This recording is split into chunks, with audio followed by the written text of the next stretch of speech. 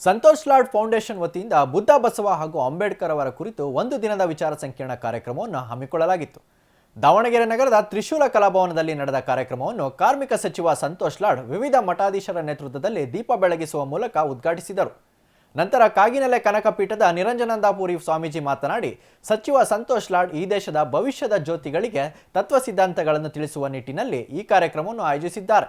ಇದು ಕರ್ನಾಟಕದ ಪ್ರತಿಯೊಂದು ಜಿಲ್ಲೆಯಲ್ಲೂ ಈ ಫೌಂಡೇಶನ್ ಕೆಲಸ ಮಾಡುತ್ತಿರುವುದು ಸಂತಸದ ವಿಷಯ. ಇಂತಹ ಅತ್ಯುತ್ತಮ ನಾಯಕ ನಮ್ಮ ಹಿಂದುಳಿದ ವರ್ಗದಲ್ಲಿ ಸಿಕ್ಕಿರುವುದು ನಮ್ಮ ಪುಣ್ಯ. ಬೇರೆ ಬೇರೆ ನಾಯಕರು ಅಧಿಕಾರ ಸಿಕ್ಕರೆ ಬೇರೆ ದೇಶಗಳಲ್ಲಿ ಆಸ್ತಿ ಮಾಡಲು ಮುಂದಾಗುತ್ತಾರೆ. ಆದರೆ ಸಚಿವ ಸಂತೋಷ್ ಲಾಡ್ ಅಧಿಕಾರಕ್ಕೆ ಬಂದ ಮೇಲೆ ಮಕ್ಕಳ ಭವಿಷ್ಯವನ್ನು ರೂಪಿಸುವ ನಿಟ್ಟಿನಲ್ಲಿ ಕೆಲಸ ಮಾಡುತ್ತಿದ್ದಾರೆ ಎಂದು ಶ್ಲಾಘಿಸಿದರು. ಅವರ ಬದುಕಿನ ಪಾಠಗಳನ್ನ ನಾವು ಅಳವಡಿಸಿಕೊಂಡಿದ್ದೆ ಆದ್ರೆ ನಮ್ಮ ಬದುಕು, ನಮ್ಮ ಭವಿಷ್ಯ ಎಲ್ಲವೂ ಕೂಡ ಭದ್ರವಾಗಿರುತ್ತೆ ಎನ್ನುವಂಥದ್ದು ವೇದಿಕೆಯ ಒಂದು ಸಂದೇಶ ಆಗಿರುತ್ತೆ. ಈ ನಿಟ್ಟಿನಲ್ಲಿ ದೀಪವನ್ನ ಬೆಳಗಿಸಿ ಈಗ ಶುಭವನ್ನ ಹಾರೈಸಲಾಗ್ತಾ ಇದೆ.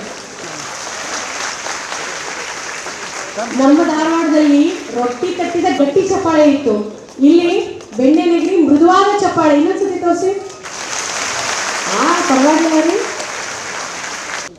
ಒಂದು ವಿಶೇಷ ಸಂತೋಷ್ ಲಾಡ್ ಫೌಂಡೇಶನ್ ಅವರಿಂದ ಈ ನಾಡಿನಲ್ಲಿ ಬುದ್ಧ ಬಸವ ಅಂಬೇಡ್ಕರ್ ಅವರ ಚಿಂತನೆ ಮಕ್ಕಳಲ್ಲಿ ಮೂಡಿಸಬೇಕು ಅನ್ನುವಂಥ ಆಲೋಚನೆಯನ್ನು ಇಟ್ಕೊಂಡು ಕಳೆದ ತಿಂಗಳು ಧಾರವಾಡದಲ್ಲಿ ಅದ್ಭುತವಾದಂತಹ ಸಂಕೀರ್ಣ ಕಾರ್ಯಕ್ರಮ ನಡೆಯಿತು ಅನ್ನೋದು.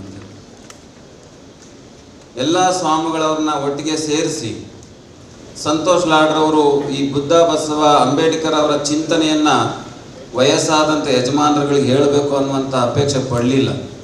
ಆದರೆ ಈ ನೆಲದಲ್ಲಿ ಈ ದೇಶದ ಭವಿಷ್ಯದ ಜ್ಯೋತಿಗಳಿಗೆ ಇವರ ತತ್ವ ಸಿದ್ಧಾಂತಗಳನ್ನು ಹೇಳ್ಕೊಡ್ಬೇಕು ಅನ್ನುವಂಥ ಆಲೋಚನೆಯನ್ನು ಇಟ್ಕೊಂಡು ಧಾರವಾಡದಲ್ಲಿ ಮುಗಿಸಿ ಇವತ್ತು ದಾವಣಗೆರೆಗೆ ಬಂದಿದ್ದಾರೆ. ಇದಿನ್ನೂ ಕರ್ನಾಟಕದ ಎಲ್ಲ ಜಿಲ್ಲೆಗಳಲ್ಲೂ ಕೂಡ ಈ ಫೌಂಡೇಶನ್ ಈ ರೀತಿಯಾದಂತಹ ಕೆಲಸ ಮಾಡುತ್ತೆ ಅನ್ನುವಂಥದ್ದೇ ನಮಗೆ ಬಹಳ ಖುಷಿ. ಕಾರ್ಯಕ್ರಮಕ್ಕೆ ವೇದಿಕೆಗೆ ಬಂದಿದ ತಕ್ಷಣ ಸಂತೋಷ್ ಲಾಡ್ರವರು ಕೇಳಿದರು, ಬದ್ದಿ ಹೇಗಿದೆ ಸಭಾ ಅಂತ. ನಾನು ಹೇಳಿದೆ, ಇಲ್ಲೂ ಭಾಳ ಚೇರ್ ಖಾಲಿ ಇದಾವೆ ಸರ್. ಧಾರವಾಡದಲ್ಲಿ ಹೇಳಿದ್ದೆ ನಾನು, ಖಾಲಿ ಚೇರಿಗೆ ನಾವು ಭಾಷಣವನ್ನು ಮಾಡಬೇಕು. ಅಂದರೆ ವಿದ್ಯಾರ್ಥಿಗಳ ತಲೆಯಲ್ಲಿರ್ತಕ್ಕಂತಹ ತಲೆಗಳು ಖಾಲಿ ಇರ್ತವೆ.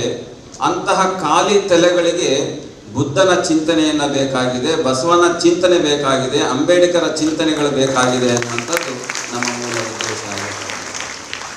ಕರ್ನಾಟಕ ಸರ್ಕಾರದಲ್ಲಿ ಕಾರ್ಮಿಕ ಸಚಿವರಾಗಿ ಬಂಧುಗಳೇ, ಒಂದು ಅದ್ಭುತವಾದಂಥ ವ್ಯಕ್ತಿತ್ವ, ಅದ್ಭುತವಾದಂಥ ಒಬ್ಬ ನಾಯಕ ನಮ್ಮ ಹಿಂದುಳಿದ ವರ್ಗದಲ್ಲಿ ಸಿಕ್ಕಿರ್ತಕ್ಕಂಥದ್ದು ನಮ್ಮೆಲ್ಲರ ಪುಣ್ಯ ಅಂತ.